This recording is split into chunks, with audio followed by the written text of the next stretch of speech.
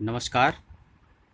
मैं ज्योति बसु, प्रशिक्षित स्नातक शिक्षक हिंदी, केंद्रीय विद्यालय फाजिल्का से। हमने हमारे पिछले क्रम में पढ़ा था कि रस और उसके अवयव, उसके भेदों के बारे में थोड़ी जानकारी हासिल की। अब आगे का जो हमारा ये भाग है, इसमें हम रसों के बारे में जानकारी हासिल करेंगे, उसके भेदों के बारे में, उसके विभिन्न पदों के बारे में, उसके विभिन्न भागों के बारे में कहा जाए तो इसी श्रृंखला में हमारा जो पहला रस है वो है श्रृंगार रस। श्रृंगार रस को रसों का राजा कहा जाता है। इसके दो उपभेद भी हो जाते हैं, संयोग श्रृंगार और वियोग श्रृंगार। संयोग में संयोग की अवस्था रहती है, वियोग में बिछड़ना, दूर होना रहता है नायक नायिका का। तो श्रृंगार रस का स्थायी भाव होता है रति। स्थायी भाव रति। देवता इसके माने जाते हैं विष्णु। वर्ण होता है श्याम, जो आप देख रहे हैं। विभाव दूसरा जो इसका भाग है, उसमें आलंबन आश्रय पहला, आलंबन विषय दूसरा, जिसके अंतर्गत कहा जाएगा विभाव होते हैं दो, आलंबन और उद्दीपन। तो आलंबन का पहला हो जाता है आलंबन आश्रय, यानी कि नायक या नायिका। आलंबन विषय नायिका या नायक।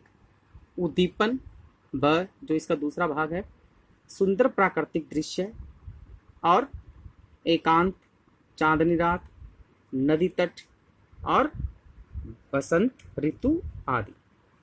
अनुभाव इसका हो जाता है मुख खिलना, एकटक देखना, मधुर आलाप, रोना, विलाप, जड़ता आदि। संचारी भाव हो जाते हैं प्राय सभी। उदाहरण के लिए ये देखिए, राघव बोल देख जानकी के आनन को, स्वर्ग गंगा का कमल मिला कैसे कानन को। नील मधुप को देख वही उस कंज कली ने, स्वयं आगमन किया कहा ये जनक लली ने। राघव बोल देख जानकी के आनंद को, राघव यानी कि श्री राम ने जब जानकी यानी कि सीता के आनंद यानी कि मुख को देखा तो बोले, स्वर्ग गंगा का कमल मिला कैसे कानन को, यानी कि जंगल, कानन यानी कि जंगल। वो बोले कि स्वर्ग की जो गंगा है उसमें जो कमल खिला है वह इस वन को कैसे मिल गया। अर्थात सीता के जो मुख की तुलना की है उन्होंने कमल से। नील मधुप को देख वही उस कंज कली ने। नील मधुप नीला भंवरा। अब श्री राम श्याम वर्ण के थे तो उन्होंने उन पर नीले भ्रमर की आरोप करा है और बोला कि नील मधुप को देख उसे वह उस कंजकली ने, कंजकली उस कंजिका यानी कि जो बगीचा है, जो बाग होता है, जो वाटिका होती है, उसकी कली यानी कि फूलों के जो कली होते हैं उसने कहा, यानी कि अर्थात सीता ने कहा, स्वयं आगमन किया कहा ये जनक लली ने। जनक लली यानी कि सीता ने कहा कि उसने स्वयं यहाँ आगमन किया है। तो इसमें रस है श्रृंगार और श्रृंगार का संयोग पक्ष है। रस का स्थायी भाव, श्रृंगार रस का स्थायी भाव रति। विभाव यानी कि आलंबन और उद्दीपन। तो आलंबन का प्रथम भाग आलंबन आश्रय, इसमें है राम, क्योंकि आलंबन आश्रय वो होता है जिसके मन में भाव जगे। आलंबन विषय जिसको देखकर जगे, यानी कि यहाँ सीता को देखकर श्री राम के मन में प्रेम के भाव जगे थे। और उद्दीपन विभाव हो गया, उद्दीपन होता है जो आलंबन विषय होता है उसकी चेष्टाएं कहा जा सकता है, सीता का सौंदर्य। और अनुभाव क्या हो गया, यानी कि आलंबन आश्रय जो होता है उसकी चेष्टाएं, प्रेम से देखना, कथन कहना। संचारी भाव इसमें स्मृति, मोह, हर्ष आदि। तो ये है हमारा संयोग श्रृंगार का एक उदाहरण, या कहा जाए श्रृंगार का एक उदाहरण। आगे बढ़ते हैं। और रस है हास्य रस। स्थायी भाव इसका होता है हास। हास्य रस का स्थायी भाव हास। देवता होते हैं प्रमथ और वर्ण होता है श्वेत। और वही विभाव आलंबन और उद्दीपन। तो आलंबन में आलंबन आश्रय रहता है दर्शक, और आलंबन विषय विदूषक, यानी कि वह व्यक्ति जिसे देखकर हंसी आए। और उद्दीपन रहता है विषय की चेष्टाएं, विचित्र वेशभूषा, विचित्र कथन आदि। अब इसमें अनुभाव है हंसना, लोटपोट होना, आंसू आना आदि। और ये क्या होता है? ये होता है आलंबन आश्रय विषय की चेष्टाएं। इसमें आती है आलंबन आश्रय की चेष्टाएं, यानी कि जो दर्शक होते हैं उनका। संचारी भाव होता है हर्ष, चपलता, आलस्य आदि। उदाहरण के रूप में है जय दिसी नारद बैठे फूली, सो दिसी तेहि विलोकिन भूली पुली भूली, पुनि पुनि मुनि उत्साही अकुलाई, देखी दशा हर गण मुस्काही। कि नारद जी बैठे फूली, सो दिसी तेहि विलोकिन भूली। नारद जी सभा में फूल कर बैठे हैं, मतलब बड़ा खुश होके बैठे हैं, और बाकी अन्य सब के बारे में कुछ सोच ही नहीं रहे। और पुनि पुनि बार बार मुनि हैं उत्साहित हो रहे हैं, अकुलाहित हो रहे हैं, मतलब बड़ा खुद में ही खोए जा रहे हैं कि वही इस सभा में सबसे सुंदर हैं। देखी दशा हर गण मुस्काई, और उनकी दशा को देखकर हर गण यानी कि हर वहाँ जो व्यक्ति उपस्थित थे वो सब मुस्कुराने लगे, या फिर अर्थात शिव जी के जो गण है वो मुस्कुराने लगे। अब इसके पीछे एक छोटी सी कहानी है, वो मैं बता देता हूँ आप लोगों को। हुआ क्या कि लक्ष्मी जी का स्वयंवर था, और नारद जी ने लक्ष्मी जी को देखा था तो वो भी उन पर मोहित हो गए थे, और उनके मन में भी आया कि वो भी लक्ष्मी जी से शादी कर ले। तब वो भगवान विष्णु के पास आए और आके बोले कि मुझे हरिमुख चाहिए। और हरि का मतलब भगवान विष्णु भी होता है, और हरि का अर्थ बंदर भी होता है। तो भगवान विष्णु ने उन्हें बंदर का रूप दे दिया, तो वो बंदर का चेहरा लेकर, बंदर मुख लेकर उस सभा में बड़ा उत्साहित होके बैठ गए थे। लेकिन उन्होंने खुद का चेहरा नहीं देखा था, तो सारे के सारे गण उनकी स्थिति देखकर मुस्कुरा रहे थे कि जो खुद को असल में इतना सुंदर समझ रहे हैं, असल में उनको बंदर का मुख लगा हुआ है। तो रस, हास्य, स्थाई भाव, हास, और वही विभाव, आलंबन और उद्दीपन। आलंबन में आलंबन आश्रय। आलंबन आश्रय कौन रहेगा? जिसके मन में भाव जगे, यानी कि शिवगण या अन्य उपस्थित जो लोग थे। आलंबन विषय यानी कि जिसको देखकर जगे। उस समय तो नारद को देखकर हास्य का भाव जगे थे, तो नारद। उद्दीपन होता है आलंबन विषय की चेष्टाएं, यानी कि नारद का बंदर रूप, फूल कर बैठना, अकुलाना। और अब है तीसरा अनुभाव। अनुभाव होता है आलंबन आश्रय की चेष्टाएं, यानी कि मुस्कुराना। मुस्कुरा कौन रहे थे? वहां उपस्थित सभी लोग, यानी कि आश्रय की चेष्टाएं, वो आज अभी बताया। और संचारी भाव चपलता, आवेग और उत्सुकता। ठीक है, तो आगे बढ़ते हैं। अब है हमारा तीसरा तो तीसरा है करुण रस। करुण रस का देवता है यम, वर्ण है कपोत, और स्थायी भाव होता है शोक। करुण रस का स्थायी भाव शोक। विभाव यानी कि आलंबन और उद्दीपन। तो आलंबन के दो भेद, आलंबन आश्रय, आलंबन विषय। तो आलंबन आश्रय रहेगा जिसे दुख हो। आलंबन विषय प्रिय व्यक्ति या वस्तु जो नष्ट हो गई है। उद्दीपन विषय के गुणों का स्मरण, उससे संबंधित वस्तुओं का दर्शन आदि। अनुभाव रुदन, विलाप, पृथ्वी पर लौटना, छाती पीटना। संचारी भाव होगा मोह, विषाद, जड़ता, व्याधि, चिंता आदि। उदाहरण के बाद में हम देखेंगे, उदाहरण के साथ में हमें बाकी अन्य जो हमारे मन में जो शंकाएं हैं वो दूर हो जाएंगी।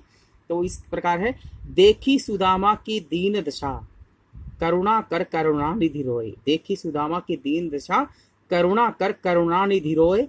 पानी परात हाथ छुयो नहीं, नैनन के जल सो पग धोए। देखी सुदामा की दीन दशा, करुणा कर करुणा निधि रोए। पानी परात हाथ छुयो नहीं, नैनन के जल सो पग धोए। अर्थात सुदामा की दीन दशा देखकर सब पर करुणा करने वाले श्री कृष्ण, भगवान श्री कृष्ण जो सब पर करुणा करते हैं, वो करुणा करके रोने लगे। पानी परात हाथ छुयो नहीं, नैनन के जल से पग धोए। कि उन्होंने अपने मित्र के पैर धोने के लिए पानी और परातों को हाथ से छुआ नहीं, बल्कि अपने आंखों के जल से ही, अर्थात अपने आंसुओं से ही उनके पग यानी कि पैर धो दिए। अलंकार की बात आती है तो अतिशयोक्ति अलंकार है ना। चलो, रस इसमें करुण रस है, स्थाई भाव इसमें शोक है, विभाव यानी कि आलंबन और उद्दीपन। तो आलंबन में आलंबन आश्रय रहेगा कृष्ण, क्योंकि किसके मन में भाव जगे? कृष्ण के मन में। आलंबन विषय किसको देखकर जगे? सुदामा को देखकर। और उद्दीपन रहेगा आलंबन विषय की चेष्टाएं, तो मतलब सुदामा की दीन दशा और कांटे लगे पैर। और अनुभाव रहेगा यानी कि आलंबन आश्रय की चेष्टाएं, अश्रु, श्री कृष्ण के आंसू आ गए थे। उपालंब, उपालंब भरा कथन, मतलब उन्होंने उलाहना दिया था कि तुम इतने दिन कहाँ रहे, मेरे पास आए क्यों नहीं, ये सब बात बोली थी।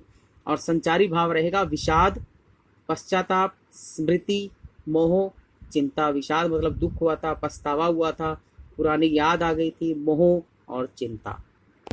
अब चौथा रस है वीर रस, और वीर रस के देवता होते हैं महेंद्र। वर्ण होता है हेम यानी कि स्वर्ण, सोना।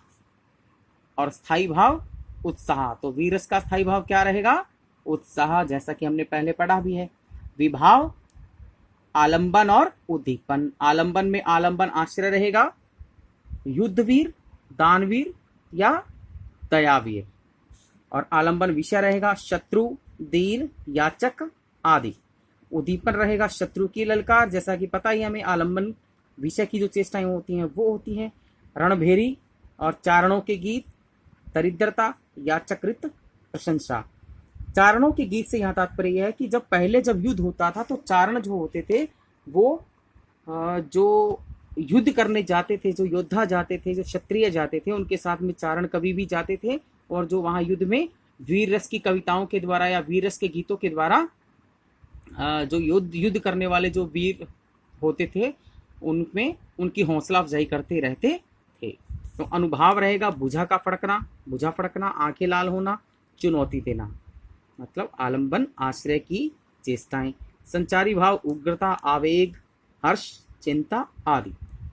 और अब इसका उदाहरण देखिए, जो तुम्हारे अनुशासन पाओ, कंदुक इव ब्रह्मांड उठाओ, काचे जिमीदारो फोरी, संकऊ मेरु मूसक जिमितोरी। अब